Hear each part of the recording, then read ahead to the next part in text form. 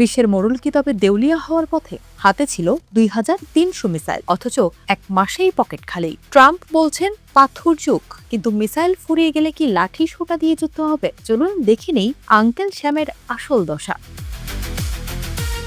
আমরা জানি যুক্তরাষ্ট্র মানেই বিশাল বিশাল গর্জন আর টেকনোলজির দাপট, কিন্তু মাঝে মধ্যে সেই দাপট যে নিজের অজান্তেই হাস্যরসে পরিণত হয়, ইরান অভিযান তার বড় উদাহরণ। ইরানকে পাথর যুগে পাঠানোর শপথ নিয়েছেন ডোনাল্ড ট্রাম্প, কিন্তু মজার ব্যাপার হলো ইরানকে পাথর যুগে পাঠানোর আগে যুক্তরাষ্ট্র নিজেই তাদের অত্যাধুনিক স্টিলথ মিসাইলের ভান্ডারকে শূন্যের কোঠায় নিয়ে যাচ্ছে। আঙ্কেল শ্যামের পকেট এখন গড়ের মাঠ হওয়ার দশা।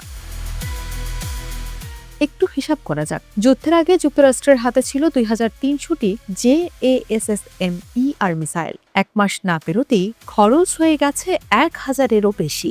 অবস্থা এমন যে প্রশান্ত মহাসাগরীয় অঞ্চল খালি করে সব মিসাইল এখন ইরানের সীমান্তে জড়ো করা হচ্ছে। বর্তমানে সারা বিশ্বের জন্য অবশিষ্ট আছে মাত্র 425টি মিসাইল। শুনলে হাসি পাবে, এই 425টি মিসাইল মাত্র 17টি V-1B বোমারু বিমানের একটা ফ্লাইটের জন্যই যথেষ্ট।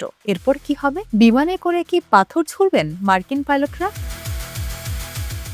এদিকে লকহিড মার্টিন কপালে হাত দিয়ে বসে আছে। 2026 সালে তারা নাকি 396টি মিসাইল বানাবে। সারা বছর খেটেও যদি 400 মিসাইল না হয় আর এক মাসেই যদি 1000 ফুরিয়ে যায়, তবে অঙ্কটা কি দাঁড়ালো? এই গ্যাপ পূরণ করতে যুক্তরাষ্ট্রের কয়েক দশক লেগে যাবে।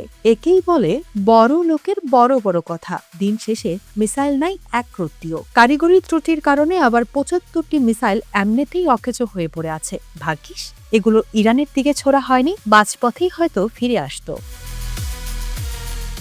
জেনারেল ড্যান কেইন বুক ফুলিয়ে বলছেন আকাশপথ নাকি এখন নিরাপদ, কিন্তু নিউ ইয়র্ক টাইমসের খবর বলছে ভিন্ন কথা। গত শুক্রবার একটা F-15 যুদ্ধ বিমান ভূপাতিত হয়েছে, সাথে একটা A-10 অ্যাটাক জেট আর উদ্ধারকারী হেলিকপ্টার রয়েছে।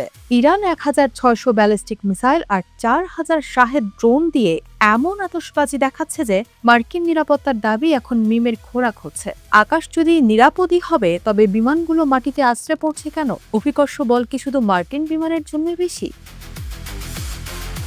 সবশেষে কথা একটাই, কাগজে কলমে যুক্তরাষ্ট্রের সুপার পাওয়ার ঠিকই, কিন্তু খারুক দ্বীপ দখলের স্বপ্ন আর বাস্তবতার মাঝে এখন বড় দেওয়াল হয়ে দাঁড়িয়েছে তাদেরই ফুরিয়ে যাওয়া অস্ত্রাগার। ট্রাম্পের পাথর যুগ থিওরি শেষ পর্যন্ত নিজের উপরই বুমেরাং হয় কিনা সেটাই দেখার বিষয়।